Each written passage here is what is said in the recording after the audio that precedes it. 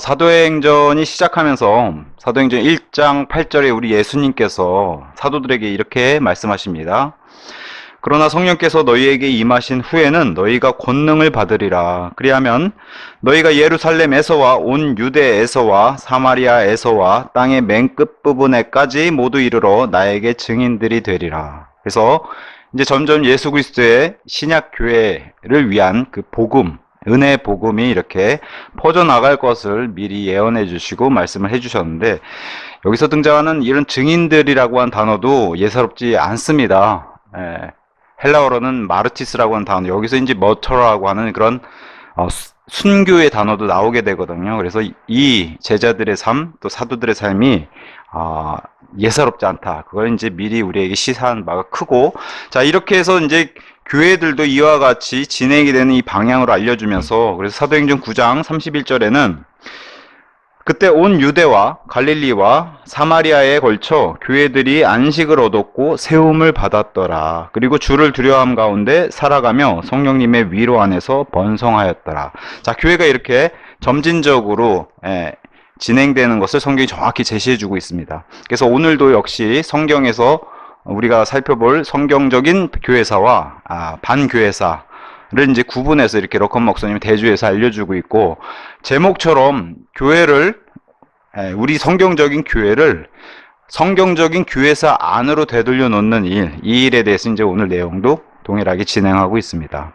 그래서 바른 교회사, 또 바른 신약 지역교회, 우리가 보통 신약교회라고 얘기하는 교회, 그 교회를 정확히 지칭해서는 그 뜻을 오늘은 이제 신약 지역교회로 이렇게 정의를 하고 있습니다. 교회사의 어쨌든 성경적인 정의는 우선적으로는 이제 지역교회들, 제가 좀 전에 말씀드린 지역교회들의 역사를 다루고 있고, 그 다음에 조직화된 교단들을 다뤄야 한다라고 이제 이렇게 순서의 중요성을 이제 러커 목사님이 알려주었습니다. 성경에 나오는 교회는 유기체와 조직체로 구성되어 있는 것을 우리가 알 수가 있습니다. 하나는 이제 영어로는 이제 올가니즘이라고 하고, 하나는 올가니제이션이라고 해서 세상에서도 이와 같은 조직체를 다 구성하고 있는데, 특별히 교회는 더더군다나 더 이런 살아있는 그런 조직체를 이제 구성하고 있다라고 얘기할 수 있습니다. 그래서 우리가 다 알다시피 헬라어 에클레시아, 예수 그리스도에 의해서 불러냄을 받은 자들의 모임, 이게 이제 성경적인 교회의 정의인데, 그래서 우리는 예수 그리스도께서 마태복음 16장부터 시작해가지고 그분이 머리 되시고 우리가 몸이 되는 거대한 우주적인 교회를 구성하고 있다라고 이제 성경이 우리에게 말을 해주고 있고, 이와 동시에 로컬 처치라고 하는 지역 교회들로도 구성하고 있다. 그래서 같은 시대, 동시대의 같은 지역에 산 사람들끼리 하나님이 모아주셔서 교회를 이루는, 그래서 또 그 동시대에 같은 지역에 사는 그런 사람들을 목적을 가지고 이렇게 모아주셔서 좀 전에 사도행전 9장의 말씀처럼 경배하고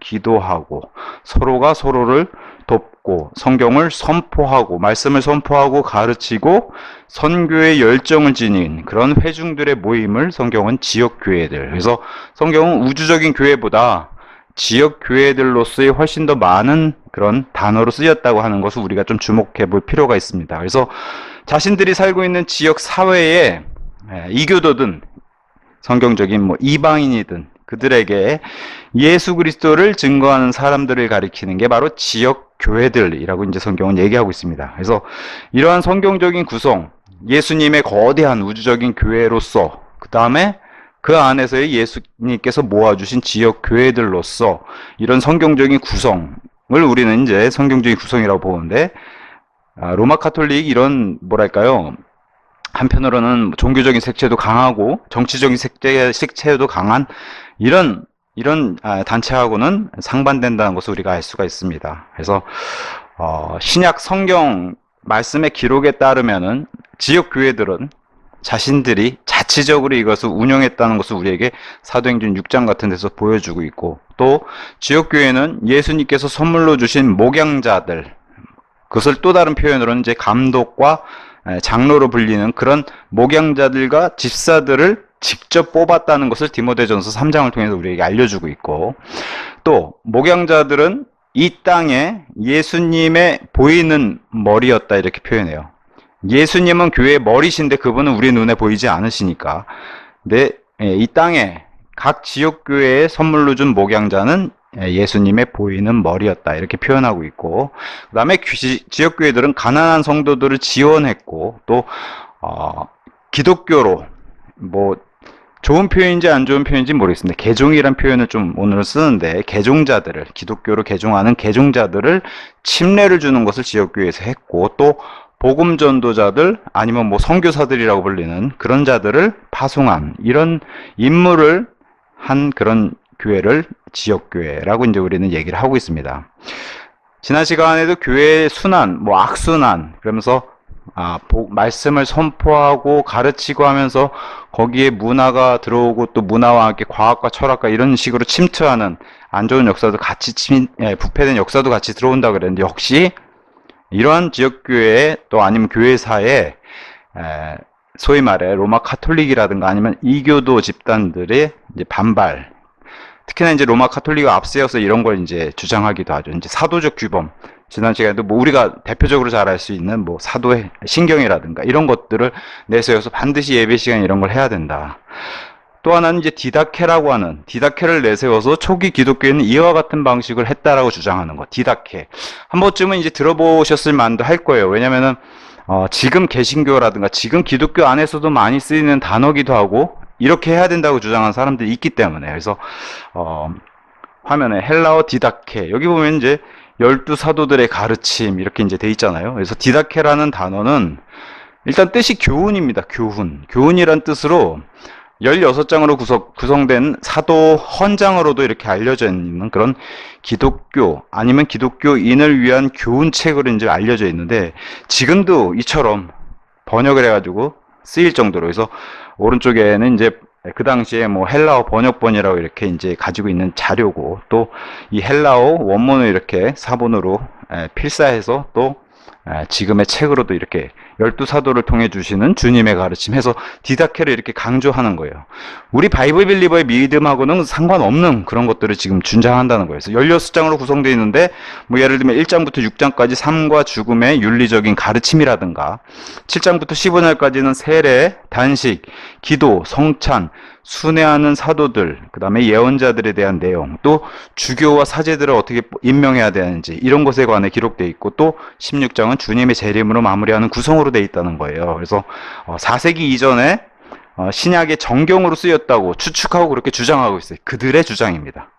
근데 이 자료를 찾지 못하다가 이 자료를 최근에 1873년 19세기 와서야 이제 동방정교회 소속 예루살렘 성묘 교회 수도원의 도서관에서 발견됐다고 해서, 뭐 하여튼 대서특필하고 이렇게 해서 지금 디다케라고 이렇게 주장하는 것들이 나오는데, 사실 성경적으로도 특히나 이것이 무슨 사도들이 진짜 사용했다든가 아니면 신약 정경에 들어가 있다든가 이런 것은 사실 무근이다. 이제 그들만의 주장인 겁니다. 러컨 박사님이 이렇게 얘기해요. 그래도 비교적 1900년까지는 대다수의 교단들이, 우리가 흔히 아는 뭐 그게 장로교든 감리교든 대다수의 교단들이 성경이 최종 권위임을 고백하였는데, 로마 카톨릭이 이런 식으로 이런 디다케라든가 사도들의 신앙 고백서라든가 이런 것들을 여기에 덧붙여가지고 이제 성경만이 최종 권위가 아니라 전통도 최종 권위라고 동일선상에 올리기 시작하고, 나중에 이게 올라가죠. 그래서 신약 성경에 없는 뭐 주교까지는, 우리는 뭐 주교라고 얘기 안 하지만 똑같은 영어 비숍을 우리는 감독이라고 번역했고, 로마 카톨릭에서는 주교라고 부르는데, 이런 것과 상관없는 또 다른 직분을 만들어냈죠. 추기경이라고 해서 카디날이라고 하는 추기경, 아니면 뭐 9일 동안 기도회를 가져야 된다거나, 아니면 성경에 없는 수녀 이런 직분을 만들어내는 거, 아니면 수도 원장, 수사, 또 성사, 우리가 잘 아는 뭐 연말에 크리스마스, 염주, 죽은 자들을 위한 기도, 마리아 숭배, 예배 보조를 해야 되는, 여기 뭐 각가지 강대상 위에도 많이 올라오는 그 성상들 있잖아요. 십자가서부터 해서 작은 마리아상, 이런 성상들을 성경의 최종 권위와 동일하게 아니면 더 높은 위치에 올려놓는 이런 것들을 만들어내는 게 로마 카톨릭이었다, 이렇게 주장을 합니다. 지난 시간에는 세계적인 교회의 사가, 교회 역사가로 필립 샤프라고 하는 사람에 대해서 잠깐 설명을 했는데, 그 필립 샤프 못지않게 오늘도 또 다른 인물인 라투렛이라고 하는 그런 인물, 이분입니다. 정식 명칭, 이름은 케네스 칼 라투렛이라고 하는 이 사람. 보면 기독교의 역사라고 한 책, 이분도 미국의 세계적인 기독교 역사가로 알려져 있습니다. 또 중국 선교사로도 활동했고, 필립 샤퍼와 마찬가지로 WCC, 종교통합 에큐메니컬 운동의 직책을 맡아서 매우 열심히 활동했던 그런 사람으로 알려져 있습니다. 그래서 이분이 이런 얘기를 했다고 그래요. 전 세계를 기독교로 개종시키기 위한 하나님의 축복을 받아 행해진 신성한 누룩 보급 운동의 일부 요소. 그게 뭐예요? 지금 로마 카톨릭이 주장하는 성경의 최종 권위와 동일하게 놓는 이 모든 신앙 고백서부터 성상까지. 이것이 바로 신성한 하나님의 은혜를 받은 누룩 보급 운동의 일부 요소라고 주장하면서, 사실 이런 사람이 지금 러크만 목사님이 견제하는 이런 사람이 쓴 교회사, 이런 데서 나오라는 거예요. 이런 데 현혹되지 말고 이런 로마 카톨릭이라든가 종교 통합 중심에 있는 인물들이 쓴 교회사를 주의를 하라는 겁니다. 그래서 지난 시간에 우리가 교회 악순환, 말씀을 올바르게 전하고 올바른 교육이 시작되고 말씀의 가르침이 시작하면 이런 사람들이 어김없이 그 사이에 들어와서 이런 식으로 배교하는 기계화, 사람을 기계화로 만들고 기념비화된. 그래서 여기 지금 라투렛이라고 한 사람도 그들의 기독교 아니면 세상 기독교 역사 안에서는 매우 그런 추앙받는 그런 인물로 이렇게 알려져 있습니다. 그래서 이런 사람들을 대표적으로 예를 들어서 지금 이런 사람들의 주장을 조심하라고 지금 러커먼 목사님이 알려주고 있는 겁니다. 자, 근데 이제 성경적인 신약 역사 가운데 지역교회들은 이런 로마의 최종 권위와 동등하게 내세운 이런 그들의 전통을 내세웠던 이런 로마 카톨릭에 의해서, 로마 카톨릭 이전에는 이제 로마 제국이었고요. 이런 로마에 의해서 사도행전의 지역교회들은 괴로움을 받았고요. 박해를 받았고요. 그 다음에 심지어 우리 그 사도 가운데 첫 번째로 야고보의 머리를 참수한 그런 단체도 이 로마였고, 또 바울을 감옥에 넣은 그런 존재도 이 로마였고, 예수님을 채찍질한 자도 로마였고, 특히나 로마의 밀라노 칙령, 그 이후에 이제 정식으로 로마 카톨릭이 세워져 가지고 이제 기독교를 공식적으로 자신의 국교로 이제 인정해서 시작을 하는데, 이렇게 악랄한 로마 제국이 로마 카톨릭, 그래서 러크만 목사님 이 캐톨릭의 앞에 세 단어 CAT라고 하는 캣, 그래서 로마 고양이라고도 이렇게 부르는데, 로마 제국이 이런 고양이가 밀라노 칙령 이후에 로마 고양이가 됐다고 해서 바뀌었냐? 안 바뀐다는 거죠. 이 존재가 어디까지 간다는 거예요? 대환란까지, 저 예수님 재림 때 지상 재림까지 간다는 겁니다. 이 바빌론 음녀의 그런 모습으로 해서 로마 카톨릭이 어찌됐든 이러한 모습으로 가장하고 위선을 보이는 이 단체로 인해서 사도행전의 이 성경적인 지역교회들은 핍박받고 박해를 받고 고난을 당했다는 걸 알려주고 있습니다. 그래서 역사적으로 콘스탄틴 대제 이후에는 국가교회로 조직이 됐죠. 로마 제국은 공식적인 이 기독교를 수용해서. 그래서 로마 제국, 또 로마 카톨릭이 그때부터 시작을 하는데, 성경대로 믿는 그리스도인에게는 전부 사형을 내리고 자신들과 뜻을 달리하면 죽이게 되는, 순교를 당하게 되는 이런 일을 내렸고, 심지어 이건 그리스도인을 넘어서서, 기독교 핍박을 넘어서서 심지어 명령을 따르지 않는, 왜냐면 로마 카톨릭 자체가 모든 종교의 통합인 에큐메니컬로 시작을 했기 때문에 자신들의 명령을 따르지 않는 이교도들조차도 기독교인 못지않게 박해를 한 게 바로 로마 카톨릭이라는 거예요. 이게 이제 그들의 본 모습이라고 이렇게 알려주고 있습니다. 저와 여러분이 믿는 이런 신약교회, 또 신약 지역교회를 이루어서 이렇게 하고 있는데, 우리는 그 누구의 생일 기념을 해본 적이 없고, 마리아에게 기도해 본 적도 없고, 또 유아세례, 특히나 저와 여러분이 하고 있는 이런 침례교회, 아니면 전통적인 침례교회는 유아세례를 한 적도 없습니다. 또 성경에 따른 우리는 그 장로들, 목회자들을 뜻하죠. 이런 장로들과 집사들을 임명한 거는 성경적이기 때문에 그렇게 임명을 하지만, 사제나 수녀나 수사나 대주교나 추기경, 교황 등은 임명한 적이 없는 게 명백합니다. 웹스터 사전에 따르면 이 대주교, 아치비숍이라고 한 대주교, 이 대주교, 우리 대감독 이렇게 얘기할 수 있겠죠. 이 대주교는 사실 예수님보다 영적인 지위 위에 놓는다는 거예요. 우리 베드로전서 2장 25절에 우리 예수님은 큰 셰퍼드, 그 목자 겸 비숍에서 대문자 이렇게 해서 목자 겸 감독이라고 이렇게 기록을 해주고 있는데 그걸 뛰어넘어서 아르치비숍 대주교라는 거예요. 그러니까 예수님보다 위에 놓는 거죠. 이런 대주교들의 자리를. 이런 것들을 보여주고 있고 신약 지역교회에서는 이런 걸 해본 적이 없다는 겁니다. 사도들의 가르침과도 굉장히 모순되고 부딪히죠. 로마 카톨릭이 말하는 점진적 계시, 그러니까 맨날 이런 구절 들고 나와서 얘기하는 거예요. 많은 사람들, 독립침례교회 안에도 가끔씩 이런 얘기 하시는 분들이 계신데 이제 요한복음을 마무리하면서 사도 요한이 이런 말씀으로 기록해서 마무리합니다. 21장 25절인데요.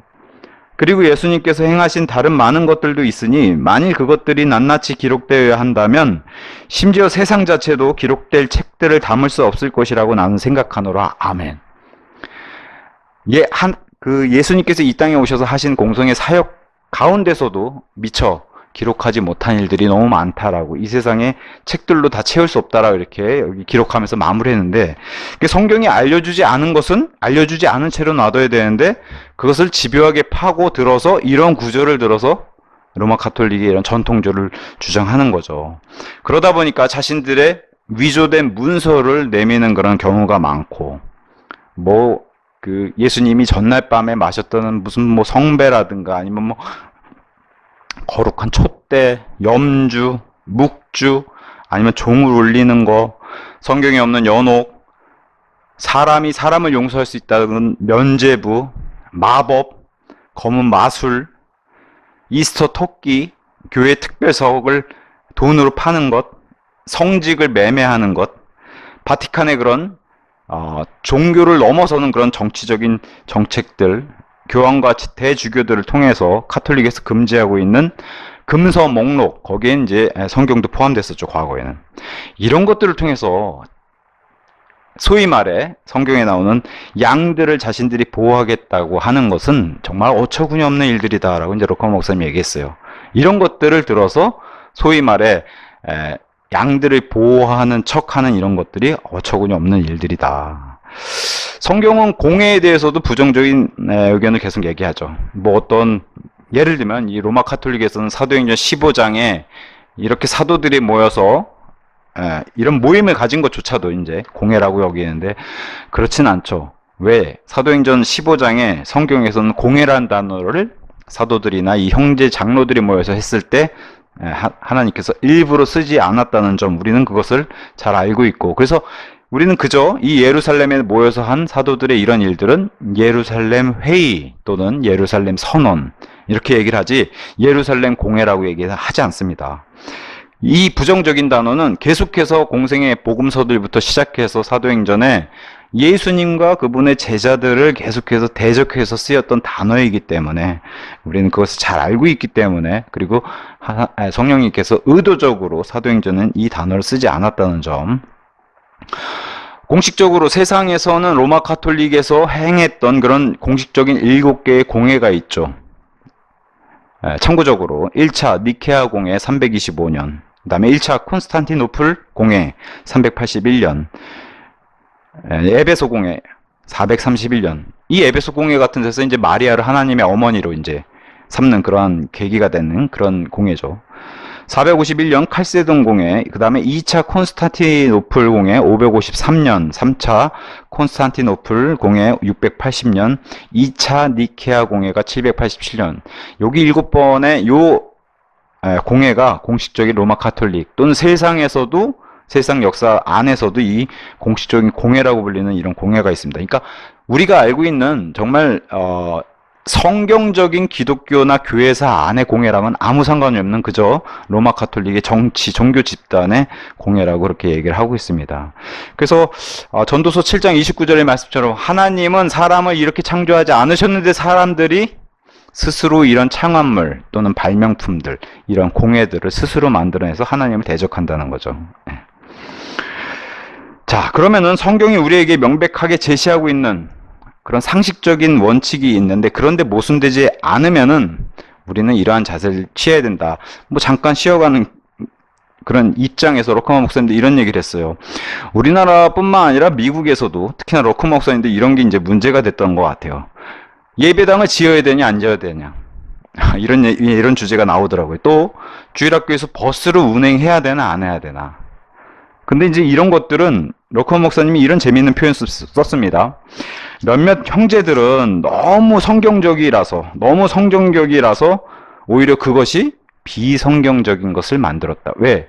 성경에서는 교회의 예배당을 지어라 마라 하질 않았기 때문에 그 사정에 맞춰서, 그러니까 러커 목사님은 짓는 것도 짓지 않는 것도 둘 다 반대를 안 하는 걸 이렇게 보여주고, 뭐 우리나라랑 달리, 뭐 우리나라에서도 대형교회에서 버스 운행하는 것에 대해서 얘기가 일부 있죠. 근데 뭐 워낙에 교회가 가진 부가 많으니까 이제 그런 것들에 보는 시선이 안 좋다고 이렇게 생각을 하는데, 미국에서도 이제, 근데 미국은 우리나라랑 달리 또 워낙에 땅덩어리가 넓고 거리가 멀기 때문에 뭐 미국의 대다수 아이들은 다 그 노란 버스를 타고 학교를 다니는데, 그것과 마찬가지로 교회에서도 그런 버스를 운영하는 게 이게 성경적이냐 비성경적이냐 그런 얘기들이 있었나 봅니다.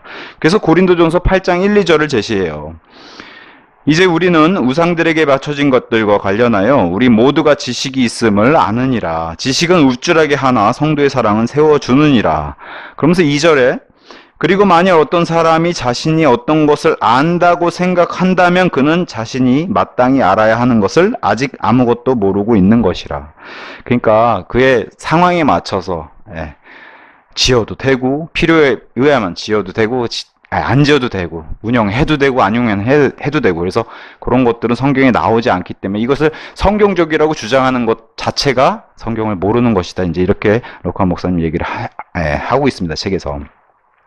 다만 우리가 알다시피 성경에서 분명히 이런 것과 달리 위배되고 모순되는 경우는 강력하게 반대해야 되는 것은 명백합니다. 예를 들면 뭐 피 없이 드리는 반복적인 제사, 피 흘림이 없이는 죄들의 사면이 없는 게 분명한데, 그걸 위해서 우리 예수님께서 이 땅에 오셔가지고 단 한 번 영원 무토록 피를 흘려주셔서 끝났습니다. 피를 바치는 것은. 그래서 그 피를 흘려주셨기 때문에 그 피를 믿는 믿음으로 우리가 예배를 드리는 것인데, 이거를 인정하지 않고 로마 카톨릭에서 매주 미사를 지내는 것처럼 그렇게 반복적인 그런 피 흘림 없는 제사를 지내는 거, 이것에 대해서 우리가 강력하게 반대를 해야 되는 게 맞는 거고, 또 우리 예수님은 이 땅에서 이제 공생의 사역을 지나고 부활 승천하신 뒤에는 우리의 대제사장으로서 우리를 중보하신 중보자 역할을 하세요. 그래서 유일한 중보자세요. 예수 그리스도를 통해서 우리가 하나님 아버지께 나아가는 거, 이게 성경에 제시하는 명백한 진리인데, 이것을 거부하고서 마치 사제라든가 교황이라고 아니면 주교라든가 이런 사람 중보자를 통해서 기도를 해야 되는 것, 이런 것들을 이제 강력하게 우리는 반대해야 된다는 거죠. 또 뭐 그들이 주장하는 것처럼 뭐 마리아가 무죄하다, 죄 없이 태어났다, 하나님의 어머니다, 심지어는 승천했다, 이런 것들은 우리가 강력하게 반대를 해야 되는 겁니다. 이건 성경이 명백하게 뭐 이건 마귀의 교리죠. 이단 교리이기도 하고, 이런 것들은 분명하기 때문에 이런 것들을 반대해야 된다고 이제 얘기를 합니다. 자, 지금도 이제 이런 일들이 많이 일어나는 것 같아요. 이게 이제 마귀의 전략이라고 이제 그 러커 목사님은 이제 우리에게 일러주고 있는데, 착한 사람들을 선동한다는 거예요. 착한 사람들을 선동해서 동의하게 만든다는 거예요. 아, 이런 것 좀 같이 써야죠 하면서 비성경적인 것을 가져와서 착한 사람을 먼저, 뭐 표현이 좀 그래서 그렇지, 착한 사람, 우리 아담과 이브 중에 이브가 먼저 속았던 것처럼 착한 사람을 선동해서 동의하게 만들고, 그 다음에 이제 이렇게 주장하기 시작한다는 거예요. 각자 선호에 맡기면 되는 것이지 흥분할 일이 못 된다고 이렇게 이제 유혹하는 거죠. 굉장히 이게 에덴의 동산에서 접근했던 뱀의 그 수법하고 굉장히 흡사합니다. 이러면서 우리 교회 안에 이런 걸 가져왔는데 우리 교회 양떼가 분열되면 안 되죠. 이런 거 가지고 교리적인 논쟁하는 거, 이건 무익한 거죠. 이런 식으로 자꾸 와서 부추기면서 사람들을 다독이면서, 그렇지, 우리 안에서 이런 다툼이 벌어지면 안 되지, 분쟁이 벌어지면 안 되지, 이건 화평하지 못하지, 그러니 우린 싸우지 말자, 교리보다도 우린 이런 싸우지 맙시다, 이러면서 가지고 오는 게 이제 이거라는 거죠. 하나님의 말씀의 권위를 떨어뜨리면서 화평, 그들이 말하는 평화, 사랑, 용서, 단합, 이런 게 하나님의 말씀보다 훨씬 중요하다고 올리는 겁니다. 역시 이런 식의 방식을 쓴다는 거예요. 그래서 말씀의 교리의 논쟁, 이런 것들은 좋지 못하다는 이런 말을 하면서 오히려 우리가 서로 사랑합시다, 화평합시다, 단합합시다, 용서합시다.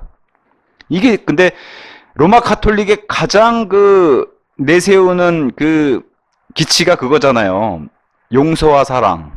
예, 그들이 말한 용서와 사랑. 이게 하나님의 말씀보다 훨씬 더 중요하다라고 강조를 하는 겁니다. 근데 참 묘하게도 이런 것들은 지금 우리 살고 있는 21세기 이 기독교 주류 안에서도 일어나는 그런 주제기도 하고 대화 내용이기도 하고, 또 로커 목사님 이렇게 얘기해요. 배교한 근본주의자들이 사용하는 어휘가 바로 이런 어휘라는 거예요. 원래 좋은 출발에서 시작한 근본주의자들이 배교하게 되면 이런 얘기를 한다는 거예요. 우리가 싸우지 말고 서로 용서하고 사랑합시다. 말씀에서 조금 물러나서 우리가 포용합시다. 이런 식으로 이게 이제 종교 통합의 출발이거든요. NCC라고 하는 교회 협의회 소속 자유주의자들도 마찬가지로 동일한 단어를 쓰고, 이런 단어들. 그 다음에 현대주의자들. 이들이 오면 맨날 이런다는 거예요. 이 얘기를 하면서 우리가 서로를 판단하지 맙시다. 그 마태복음 7장 1절의 말씀을 오용해서 서로가 서로를 판단하지 맙시다. 근데 우리 교회에서도 많이 쓰잖아, 이런 얘기들은. 형제와 자매들끼리 교제하면서도 많이 함부로 판단하지 맙시다. 옳은 말이지만 그게 하나님의 진리와 어긋나게 될 땐 우리가 반드시 판단해야 되죠. 근데 마치 화평을, 이런 논쟁 자체가 화평을 깨는 것처럼 이런 분위기를 가져와서 진리를 대적하게 만든 일이 아닌지를 우리가 잘 생각해 봐야 된다는 겁니다. 그래서 신약 지역교회들, 성경적인, 그 다음에 세상의 종교적인 집단, 이들은 정치적인 집단하고 모습을 같이 하고 있는데 이 둘을 약간 비교해 보면 이제 이런 거죠. 저와 여러분이 몸담고 있고 역사적으로 지난 2000년 동안 지내왔던 신약 지역 교회들은 하나님의 말씀이신 예수님, 대문자 월드, 하나님의 말씀이신 그분과 또 월즈, 복수, 하나님의 말씀들을 믿는 침례받은 그런 자들로 구성되어 있는 게 바로 신약 지역 교회라고 성경은 얘기합니다. 그래서 우리는 세상이 얘기하는 공산주의가 아니라 국가로부터 완전한 분리, 국가에 소속된 공산주의가 아니라 국가로부터 완전한 분리된, 이게 이제 사도행전 4장에서 자발적으로 자신의 것들을 내놓아서 서로가 공동 소유하는, 이걸 공산주의자들이 좋아하잖아요. 근데 그런 게 아니라 다시 한번 말씀드릴게요. 국가로부터 완전 분리된 자발적인 공산주의. 자발적인 공산주의. 내 스스로가 내 재산을 내놓고 같이 쓰자고 하는, 이건 좋은 취지라는 거예요. 자, 이거를 인정했던 게 바로 신약 지역교회였고, 또 자본주의도 인정해요. 많이 일한 사람은 많은 것을 가져가야 된다고 생각하는 이런 개인주의와 자본주의를 인정한 사람들이 바로 신약 지역교회고, 또 사유재산, 우리 아나니아 삽비라처럼 헌금을 감췄는데 베드로가 얘기하잖아요. 원래도 너의 소유였고 그것을 너가 얼마로 낼지는 너에게 달렸지, 그것을 너가 낸다고 하고 속인 게 잘못된 거지. 너의 소유, 이런 사적 사유재산 소유를, 이런 것들을 믿은 사람들이 바로 신약 지역교회라는 거예요. 또 신약 교회는 자신들의 형제들을 돌보고 특히나 가난한 형제자매들을 돌보는 그런 존재들을 신약 교회라고 불렀어요. 자발적인 공산주의, 자본주의, 사적 재산을 소유하는 걸 믿었고 자신들의 형제, 특히나 가난한 형제자매들을 돌보는 존재들, 이게 성경에서 말하는 신약 지역 교회였다고 얘기해요. 뭐랑 대조적이에요? 이 세상의 정치, 종교 아니면 죄인들, 이교도, 이방인들, 그 어떤 존재들이라도 이 신약 지역교회, 그리스도교와 반대편에 있는 자들은 인류에게 에덴의 동산, 소위 말해 우리가 얘기하는 유토피아를 되돌려주겠다고, 모든 정치인들도 다 이거 하는 거예요. 좀 더 잘 살게 해주겠다, 복지를 좋게 늘려주겠다, 서민의 그런 민생을 잘 돌봐주겠다, 물가를 안정시키겠다. 이게 우리 힘으로, 인간인 우리의 힘으로 유토피아를 만들어서 우리가 잘 살아보자 라고 하는, 이거를 시도하는 게 바로 이런 자들이라는 거예요. 세상의 모든 자들. 그런 자들을 우린 러커 목사님은 사회주의적 캠페인이라고 표현했는데, 사실 신약 지역교회는 이런 데 연루된 적이 없다는 거예요. 이런 사람들과 같이 어울려서 이런 걸 해보자고, 으쌰으쌰 해보자, 그런 적이 없다라고 얘기하면서, 그러니까 교회는 정치, 종교, 통합, 이들이 모여서 이렇게 하려면은, 자신들의 힘으로 유토피아를 만들려면은 반드시 해야 되는 게 뭐냐면은, 믿든지 믿지 않는 사람이지 다 섞어가지고 하나의 뜻을 만들어내는 이런 에큐메니컬 운동을 반드시 해야 되는데, 정말 성경적인 신약교회는 이런 것과 같이 활동을 해본 그런 관계가 없다라고 이제 얘기를 합니다. 그러면서 이렇게 얘기해요. 이 악한 현 세상, 이게 이제 성경이 말하는 이제 정확한 정의죠. 과거의 세상이 있었고 앞으로 올 세상이 있으면은 이제 우리가 살고 있는 이 악한 현 세상은 결코, 그리고 이 세상의 신인 마귀가 다스리는 이 악한 현 세상은 신약 지역교회, 신약교회의 은혜로운 친구가 될 수 없다라고 이제 이렇게 얘기를 합니다. 그러면서 요한복음 17장 14절의 말씀을 이제 인용을 하는데, 17장 14절의 말씀은 이렇습니다. 제가 그들에게 당신의 말씀을 주었나이다. 그러자 세상이 그들을 증오하였나이다. 이는 바로 제가 세상에 속하지 아니한 것 같이 그들도 세상에 속하지 아니한 까닭이니이다. 예수님도 이 세상에 속하지 않았고, 그분의 제자도, 또 그분의 형제인 아니면 그분의 신부인 교회 역시도 이 세상에 속하지 않았기 때문에, 세상과 속해서 세상과 친구 된다는 것은 하나님과 원수 된다는 걸 뜻하기 때문에 지역교회, 특히나 신약교회는 이 세상과 은혜로운 친구가 될 수 없다라고 얘기합니다. 왜냐? 우리 신약교회는 우리 힘으로 이 세상에 하나님이 뭐 세우시는 왕국, 우린 잘 알고 있죠. 그 왕국의 의미를. 그 왕국을 가져올 수 있다고 우리는 그렇게 생각해 본 적이 없기 때문입니다. 왜? 우린 성경적으로 이 온 우주에 유일하신 왕이 오셔야만 가능한 일, 그 일에 대해서 마태복음 19장 28절 리제너레이션, 재생의 때라고 표현했고, 또 사도행전 3장 19절 리프레싱, 소생하는 때, 그런 이 땅에 다시 재림하셔, 왕이 다시 오셔야만 이 땅에 왕국이 세워진다는, 그걸 우리는 믿기 때문에 이들과 친구가 될 수 없다고 하는데, 인간의 힘으로 세울 수 있다라고 주장하는 게 우리 반대편에 있는 사람들이죠. 거기에 또 가장 강력한 단체가 누구예요? 로마 가톨릭이 있는 겁니다. 그러니까 왕이 없는데 왕국을 세우겠다고 하는 것을 목표로 세운 사람들이라는 거예요.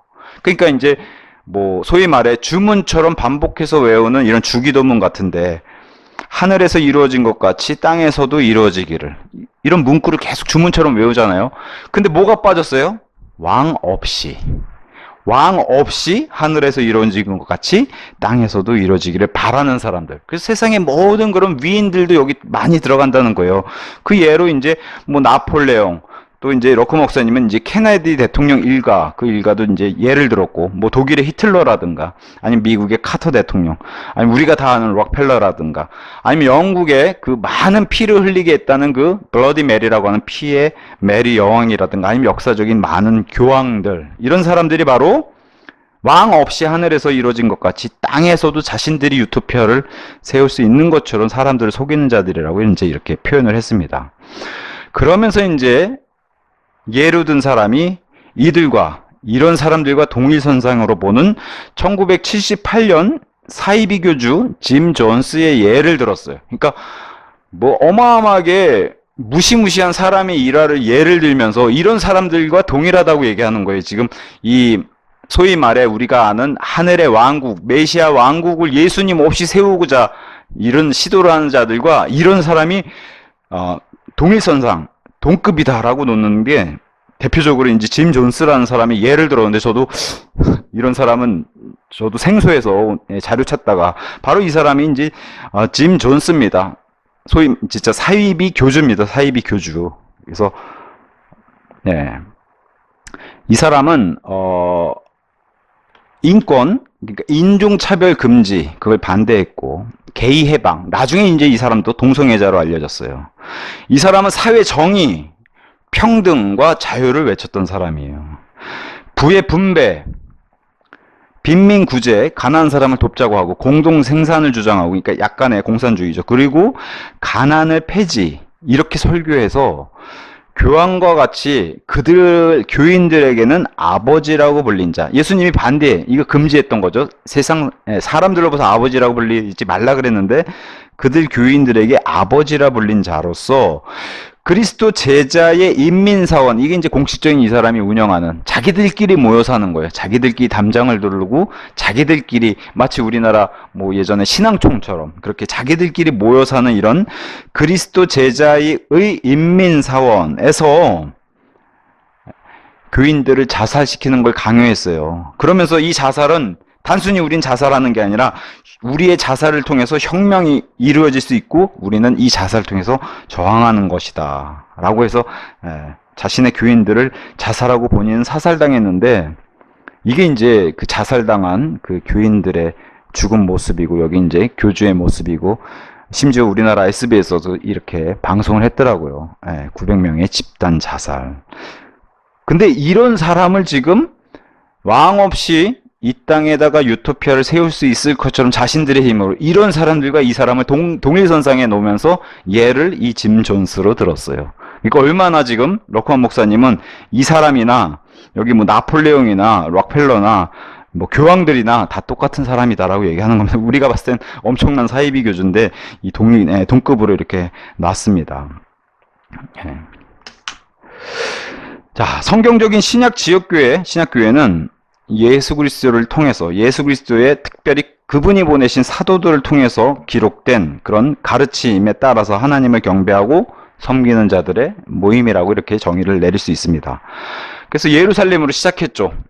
베드로의 선포를 통해서 예루살렘으로 시작해서 그 말씀 그대로 예루살렘, 그 다음에 온 유대에서, 온 사마리아, 그 다음에 땅의 맨 끝까지 가는, 그렇게 해서 계시록에 기록되어 있는 7교회의 그 지역교회들까지 어떻게 이들이 또 베드로, 사도 바울, 또 요한 이런 사람들을 통해서 어떻게 성경을 설교하고 가르치면서 과학과 철학에 대해서는 또 어떻게 어떤 태도를 취했고, 또 로마야를 추종하는 그런 추종자들은 어떻게 대했고, 또 최종권이 이런 말씀에 대해서 어떤 태도를 취했는가 제일 우선적으로 우리는 살펴봐야 한다고 이렇게 이제 좀 당부의 말을 합니다. 성경적인 교회사, 이런 사람들이 이끌어왔던 정말 하나님 보시기, 하나님의 사람들이 이끌어온 이 교회사와 달리 세상에서 교회사라고 얘기하는 우리가 봤을 땐 반교회사, 교회를 대적하는 엔타이 크라이스트 히스토리, 이 반교회사를 들여다보면은 이제 이 유명한 말씀을 이제 예를 들어서 그들의 열매들로 그들을 알리라. 마태복음 7장 20절. 그래서 여기 이제 대표적인 우리가 바빌론 음료의 장녀라고 그런 장려격이라고 할 수 있는 아예 그냥 바빌론 음료 판박이라고 할 수 있는 로마 가톨릭이라든가 영국 국교인 성공회 개신교 안에 개혁교회라든가 보긴 좋아 보여도 열매들이 그렇다는 거예요. 루터 교회도 이렇게 다 변질돼서 오히려 카톨릭으로 회귀하고 있고, 공산주의, 겉으로 보기엔 이 공산주의 이론이 성경에서 어쨌든 따가지고 왔기 때문에 그 시작과 취지는 이런 취지로 시작했다고 쳐도 선행을 실행하고 같이 나눠가지고, 하지만 럭커 목사님은 이 공산주의에 대해서 이렇게 표현을 붙였어요. 공산주의는 단순히 정치적인 집단이 아니라 종교적 광신자들이다. 그래서 이렇게 변질된 국가 종교라는 거예요. 공산주의도 그렇고, 우리나라 위에 북한도 주체 사상도 사실 우리가 봤을 때는 정치를 넘어서 완전 종교 집단 같잖아요. 그런 것처럼 이들의 열매, 이게 다 진짜 교회사를 대적하는 반교회사 역사를 보여준다고 얘기를 합니다. 또 그리스도께서 세우신 교회라고 고백을 하는 많은 교회들이 있어요. 근데 자칫 잘못하다 이렇게 들어보면 많은 그런 교회들 가운데서는 우리밖에 구원이 없다. 우리 교회 밖에는 구원이 없고 자신들 안에만 구원이 있다고 주장하는 사람들이 있어요. 이렇게 공언한 그런 교회들을 들여다봤는데 그 교회도 어떤 열매들이 없고, 이렇다면 결국에 썩은 나무에 불과하다. 이게 이제 럭커먼 목사님의 의견입니다. 그래서 이 럭커먼 목사님이 썼던 이 교회사를 썼던 그 당시가 1980년대이기 때문에 대표적으로 이 럭커먼 목사님의 많은 비판을 받는 인물이 바로 지난 시간에도 우리가 살펴봤던 요한 바오로 2세. 왜냐하면 그 당시 교황이기 때문에 굉장히 많은 비판을 받습니다. 그래서 대표적인 반교회사의 영적 지도자 요한 바오로 2세. 이 사람은 얼마나 위선자인가.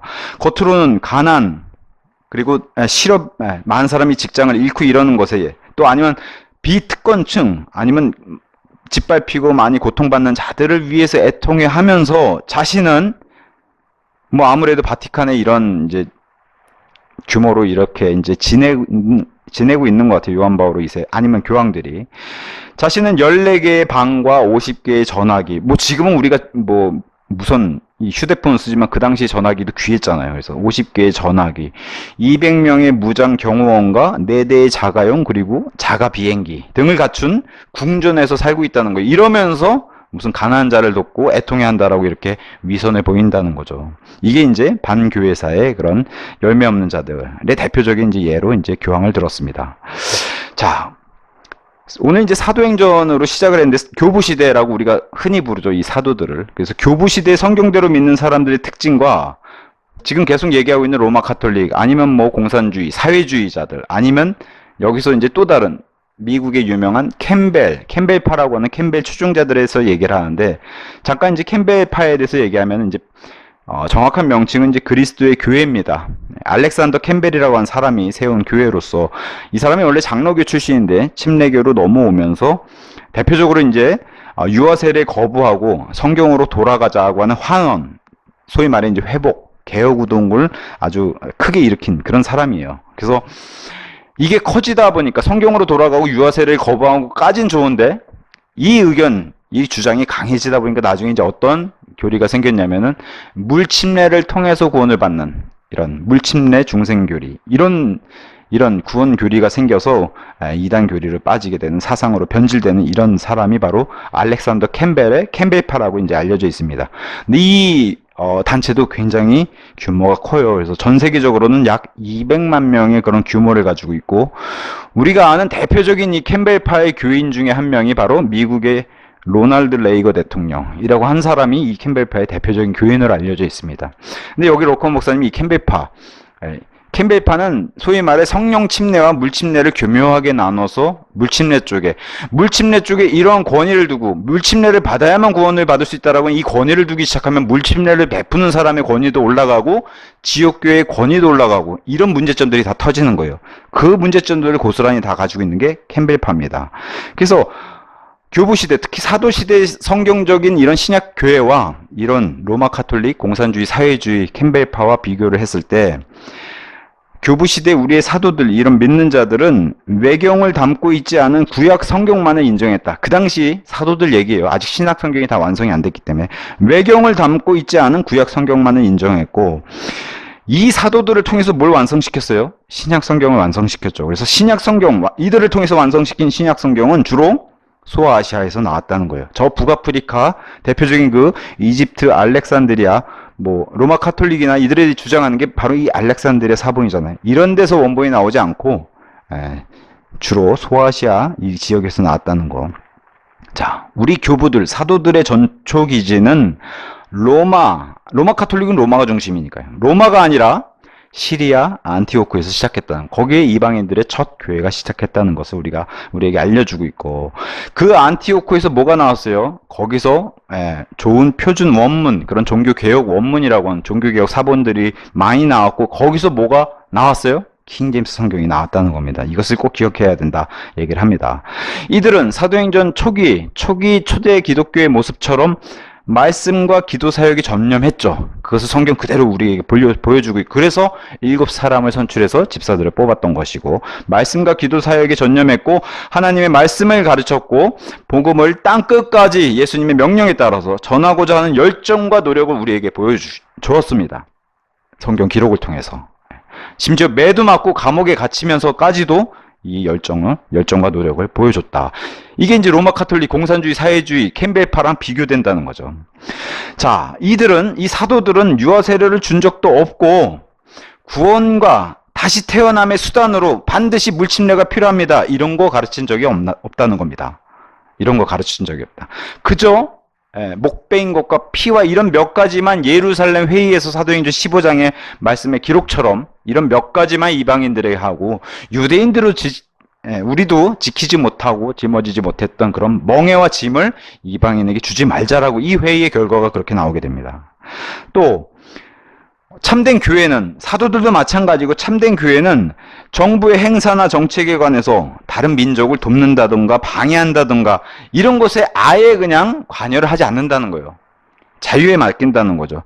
그래서 특별히 이런 나라에서 하는 정책들, 이런 것들이 뭐가 반드시 동반이 돼요. 막 시위하고 데모하고 복지정책, 환경운동, 법 개정 투쟁, 사회에서 하는 게 다 이런 모습이잖아요. 법을 바꾸고 아니면 목소리를 높여서, 우린 요새 떼법이라고 하죠. 목소리 높이고 자꾸 달라고 떼쓰고. 근데 이런 것과는 우리 사도들도 그랬고 성경적인 지역 교회들도 그렇고 참된 교회는 이런 것과 전혀 관련이 없다라고 얘기를 하면서 이런 것에 있어서는 요한복음 17장 16절의 말씀을 인용을 했습니다. 바로 제가 세상에 속하지 아니한 것 같이 그들도 세상에 속하지 아니하나이다. 이런 말씀처럼 예수님도 이 세상에 속하지 않고 저와 여러분 같은 예수님의 몸된 교회인 그리스도 신부도 이 세상에 속하지 않기 때문에 이런 데는, 그러니까 로코 목사님이 이런 데 참여하고 하는 것을 굉장히 부정적으로 여기는 그런 것을 책에서 계속 보여줍니다. 또한 그 어떤 자도 우리는 아버지라고, 캠벨파나 아니면 로마 카톨릭은 특별히 이 아버지라는 게 강하죠. 교황이라고 쓰이는 단어가 자체가 아버지이기 때문에. 그래서 그 어떤 지도자를 우리는 아버지라고 부른 적이 없어요. 보통 우리가 이제 우리나라 말로는 신부님 이러잖아요. 사제들을 핫해 신부님. 이것도 굉장히 신성모독인 단어죠. 하나님 아버지란 뜻이니까. 미국 사람들 같은 경우 영어로 father라고 그러죠. 신부를 향해서 father라고 그럽니다. 그러니까 이런 사람을 향해서 father라고 부르는 pop이라든가 father라고 이런 단어들, 신부라든가 이런 단어들을 쓴 적이 없는데 이게 이제 정말 참된 신약교회 이런 사람들과 또 로마 카톨릭 아니면 캠벨파 아니면 공산주의 사회주의 운동가들과는 다른 점이라고 이제 얘기를 합니다. 자, 그러면서 이제 바른 교회, 옳지 못한 그런 교회 기독교 역사가들에 대해서도 계속 거론을 하지만 바른 교회 사가의 자세, 2000년 기독교 역사를 올바르게 들여다보는 바른 교회 사가의 자세는 바로 이런 거라는 거예요. 보수 정통이라든가 근본주의자일지라도 성경을 거부하는 이단이나 변개하는 로마 카톨릭 교회의 주장에 동의하는 글이나 설교를 할 때는 우리는 그를 배교자로 단정할 것이다. 아무리 그가 보수 정통, 보수주의자든 정통주의자든 아니면 근본주의자라고 할지라도, 심지어 킹제임스 성경을 쓴다 할지라도 로마 카톨릭에 동의하는 그런 글이나 설교를 할 때는 우리는 그를 배교자로 단정할 것이다. 그 사람이 아무리 존경받는 성경학자나, 오늘은 이제 지난 시간에 필립 샤프라든가 오늘 라투렛이라든가 이런 사람들 얘기하는 거예요. 존경받는 성경학자라든가 아니면 구별된 그리스도인, 분명히 구원받은 사람이요. 그럴지라도 그를 인정해 줄 수 없다는 겁니다. 로마 카톨릭에 동조하면은. 성경에서는 이런 사람들의 예를 이렇게 들었죠. 사도 바울의 제자 중에 하나인 데마, 세상이 좋아서 세상을 향해서 떠난 사람, 아니면 요한 3서 9절에 나오는 티오트레베스, 자기가 높아지려고 하는 교회 안에서 이런 사람들을 들었어요. 둘 다 구별받고 거룩하게 구별받은 그런 그리스도인이라는 거예요. 그럼에도 불구하고 이렇게 세상을 쫓아서 갔다든가 아니면 자신이 높아지려고 한 사람들을 우리는 뭐라고 얘기해요? 이들에 대해서 그러지 말아야 된다고 얘기하는 이런 자세를 예를 들었습니다. 이런 사람을 들어서 단순히 구원받은 형제 그리스도인이라고 해서 이들을 품어줘서는 안 된다라고 얘기해요. 자, 러크만 목사는 또 이렇게 얘기합니다. 만일 어떤 자가 성경 교사로서 킹제임스 성경을 믿지 않는다면, 성경을 가르치는 사람이라고 하면서도 킹제임스 성경을 믿지 않는다면 다른 건 몰라도 그 점에 있어서는 사탄과 동의하고 있는 셈이다. 자신이 든 역본을 들고서 그게 킹제임스 성경을 믿지 않고 나는 모든 역본이 하나님의 말씀이라고 생각한다는 그 점 자체가 사탄과 동의하고 있는 셈이라고 이렇게 얘기를 합니다. 자, 진리의 창시자에 따르면 우리 하나님이시죠. 교회사를 쓸 수 있는 유일한 방법은 그것을 쓰기 전에 하나님께 나오는 거라는 거예요. 하나님께 나오는 것 자체가. 그렇게 해서 교회 역사를 쓸 수 있는 것이지 동떨어져서는 쓸 수 없다는 거예요. 왜냐하면 경건한 사람도 사탄의 공격을 받을 수 있고 사탄에 의해 사용될 수도 있고 베드로 안에 사탄이 들어갔던 것처럼 잘못 인도될 수도 있어요. 비록 경건한 사람이 신약교회에 선하고 적절하며 성경적인 공헌을 했다고 할지라도 진리의 창시자이신 하나님과 의견이 같아야 이 교회의 역사를 쓸 수 있는 것이지, 지금 필립 샤프라든가 라투렛이라든가 이런 사람들 로마 카톨릭에 붙어가지고 종교 통합하자고 이렇게 외치는 사람들하고는, 이런 사람들은 교회사를 쓸 자격이 없다라고 얘기를 하는 겁니다. 이런 사람들은 하나님의 왕국과 하늘의 왕국도 구별을 못한다는 거예요. 하늘의 왕국, 즉 이 땅에 메시아로 초림해 오셨던 그 예수님께서 왕으로 다시 오시는 예수님께서 이 땅에 돌아오셔가지고 예루살렘에 자신의 보좌에 앉으실 때까지는 하늘의 왕국은 오지 않습니다. 그 사실을 받아들이고 동의해야만 하는 이 하늘의 왕국의 개념이 이런 거 아닙니까? 이런 거조차도 이 교회 세상에서 추앙받는 교회 역사가들이 이런 것들을 모른다는 거죠. 그래서 이런 것들을 모르고 이 역사가들, 세상에서 존경받는다고 하는 이 역사가들은 이 후천년주의, 무천년주의를 주장한다는 거예요. 이게 사실은 엄청난 이단교리잖아요. 후천년주의. 인간의 본성이 선하기에, 이건 종교를 넘어서서 정치 집단들도 마찬가지인 거예요. 인간의 본성이 선하기에 인간이 모든 문제를 판단하는 인간 자체가 기준이 되어야 하며, 인간은 하나님의 개입 없이도, 아까 왕 없이 이 땅에 왕국 세우는 것처럼 하나님의 개입 없이도 황금 시대를 우리가 이뤄낼 수 있고, 천년 왕국을 만들 수 있고, 신성 로마 제국이 이 땅을 다스릴 수 있고, 인간이 만들려고 하는 그 어떤 완벽한 유토피아를 세울 수 있다라고 가르치는 게 바로 후천년주의예요. 종교를 넘어서서 모든 정치 집단도 마찬가지예요. 우리가 정치인들이 다 잘 살아보게 만들겠습니다 하는 게 다 후천년주의랑 동일하다는 거예요. 종교뿐만 아니라. 이런 자들이 바로 후천년주의. 근데 이 교회 사가들이 주장하는 게 이런 거라고 얘기하면서, 무천년주의는 또 뭐예요? 천년왕국. 재림하셔가지고 천년왕국 다스린 걸 부정하는 게 바로 무천년주의잖아요. 언젠가 오실 텐데 오셔서 최후의 심판만 하신다는 게 그 무천년주의예요. 그래서 우리가 다스린 이 천년왕국 자체가 그냥 영원한 세상이다. 근데 이렇게 믿는 사람이 바로 우리가 그 유명한 칼빈주의의 칼빈이 이렇게 믿었고, 안타깝게도 우리 그 설교의 황태자라고 하는 킹제임스 이 성경을 아주 사랑했던 설교의 황태자 스펄전이 이렇게 믿었고, 대표적인 배교자 웨스트코트와 호르트가 이렇게 믿었고, 기독교 교회 협회 소속 회원들, NCC 이런 사람들이 다 이런 무천년주의자, 이런 자들을 조심해야 된다고 얘기를 하는 겁니다. 이런 자들을. 그래서 신약 교회, 특히나 신약 지역 교회 내부의 적들, 이런 사람들을 성경은 내부의 적들이라고 정의를 내리는데, 은사주의를 자처하는 거짓 사도들, 그죠? 그 다음에 야망에 찬 교회의 지도자들, 거짓 교리를 가르치는 거짓 교사들, 종교적 의식주의자들, 아니면 전통, 철학 이런 것들을 가지고 와서 하나님 말씀을 무효화시키는 종교 지도자들, 과학이 성경과 동등한 권위를 갖고 있다고 생각하는 교만한 이기주의자들, 백만장자가 되고픈 야심가들, 디모데전서 6장 5절이 대표적인 거예요. 이익이 경건이라고 생각하는 사람들, 이걸 또 자기 입맛대로 바꾼 그런 성경도 있었죠. 번역에. 백만장자가 되고픈 야심가들, 그 다음에 강단을 장악하려는 분열자들, 그 다음에 예수 그리스도의 대리자, 자기 스스로 내가 예수 그리스도의 대리자다 고백하는 그리스도들, 우리가 흔히 얘기하는 적그리스도들 얘기하는 거죠. 자기가 그리스도라고 하는 외치는 주장하는 사람들 스스로가, 이런 사람들이 바로 신약교회 침투하는 그런 내부의 적들이라는 거예요. 우리 안에서. 자, 성경적 지역교회가 취했던 태도는 뭐예요? 우린 두 가지 규례를 취했어요. 하나는 물침례와 주의 만찬. 이게 특별한 능력이 있는 거 아니에요? 그저 예수님이 행하라고 하는 그 명령에 따라서 지내는 규례일 뿐이에요. 그래서 물침례와 주의 만찬, 이걸 통해서 시청각 교육으로 예수님의 오심도 기다리고 죽으심과 부활하심도 우리가 시청각 교육을 통해서 알 수 있는 겁니다. 그저 우리는 명령에 따라서 이렇게 행하는 그런 간증에 족하다, 이렇게 이제 말씀드릴 수 있습니다. 그러니까 로마 카톨릭에서 말했던 그런 성사들, 뭐 7가지 성사들, 이런 것과는 관련이 없다는 거죠. 또 두 가지 직분만 지켰어요. 목양자들, 거긴 감독과 장로가 포함되어 있는 목양자들, 곧 목양자, 곧 선생들과 집사만 이 두 가지 규례만 지켰는데, 이 두 가지 규례는 반드시 사도행전 6장, 그 다음에 디모데전서 4장 14절의 말씀과 함께 이 두 가지 직분을 할 때는 안수를 했다라는 것을 성경이 보여줍니다. 그 다음에 교회 내 과부들을 지원한 거, 이게 성경적 지역교회. 그 다음에 교회 기본 활동은 생활, 우리 믿음 생활, 생각, 교제, 교리의 순수성을 유지해야 된다고 강조했고, 세상과 분리를 강조했습니다.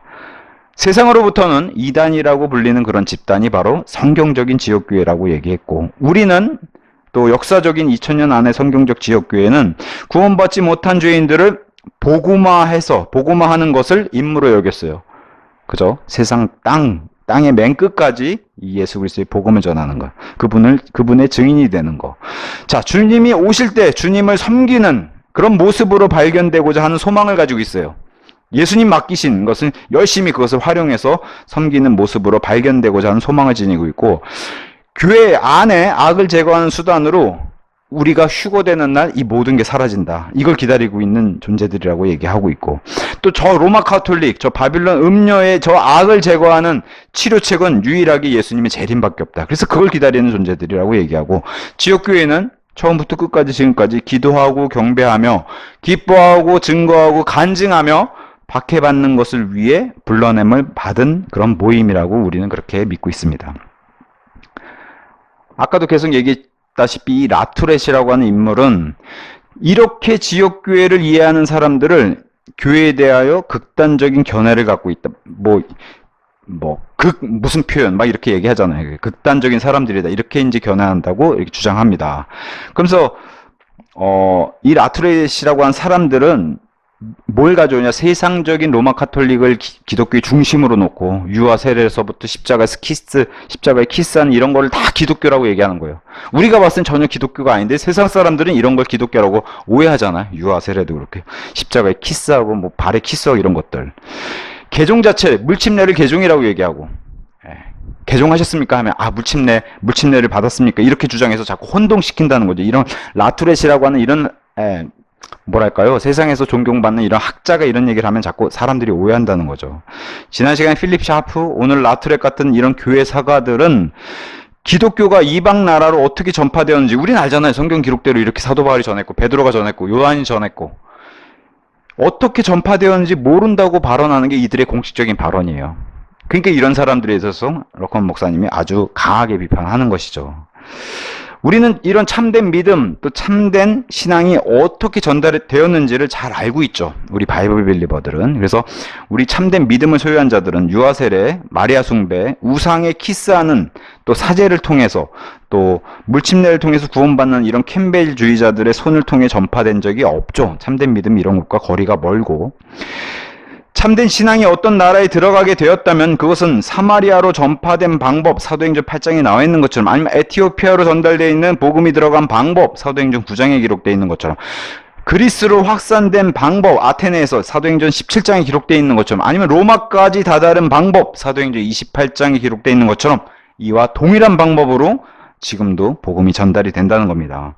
참된 신앙은 예수 그리스도의 피를 통한 속죄, 그 어떤 행위는 우리의 공로와 상관없이 유일하게 회개와 믿음을 통해서 예수 그리스도의 피를 통한 속죄를 통해서 이것만이 천국에 갈 수 있는 유일한 길로 제시했던 이런 사람들이 바로 바이블 빌리버들, 또 이들의 입술을 통해서 전달된 게 이게 참된 신앙이라는 겁니다. 여기에 이 신앙, 복음에 전달되고 참된 신앙의 이런 그 길들을 따라가 보면은 또 이와 함께 강력한 교회의 부흥이 일어나는데, 이 교회 부흥은 또 시리아에서 나왔던 아까 얘기했던 표준 원문이라든가 그 원문의 회복과 출판에 의해서 에라스무스, 베자, 스테파누스, 엘지버, 헬라어 이 텍스트를 통해서 어디까지 왔어요? 번역되어서 땅끝까지 전달된, 여기에 이제 걸출한 우리가 알고 있는 킹제임스 성경이란 것을 하나님께서 우리 손에 주어서 지구상에서 일어난 세계적인 규모의 지적인, 도덕적인, 산업적인, 사회적인, 예술, 경제적 혁명을 가져온 게 바로 이 킹제임스 성경, 5대왕 6대주를 돌아서 온 세상을 뒤집어 엎은 이 책이 바로 킹제임스 성경이다. 이게 이제 또 교회의 강력한 부흥의 그런 표적으로 우리에게 알려주고 있죠. 책 중간에 마지막 그 결론을 요 문구로 이제 잡았습니다. 그래서 요 문구를 읽고 마치도록 하겠습니다. 자, 결론은 이렇게 지을게요. 교회의 창시자, 우리의 머리 대신 예수님께서 교회에 관하여 하신 말씀은 사도행전 20장 28절의 말씀입니다. 사도행전 20장 28절의 말씀. 그러므로 너희 자신에게 주의하고 양무리에게도 주의하라. 성령께서 너희로 하여금 하나님의 교회를 먹이게 하시려고 양무리 위에 감독자들로 삼으셨으니 그분께서는 자기 자신의 피로 값을 치르고 자신의 교회를 얻으셨느니라. 이게 이제 초기 기독교, 그다음에 사도들, 교부들로 부르는 그들로부터 시작해서 예수님께서 자신의 피로 값을 치르고 사신 교회라고 이제 이렇게 정해 주신 이 행하신 일들을 사도행전 3장서부터 28장까지 보여주셨죠. 이것을 무시한 채 교회 역사를 논한다는 것 자체가 영적으로는 미친 짓에 불과하다. 이렇게 이제 결론을 맺고 이번 시간 마치도록 하겠습니다.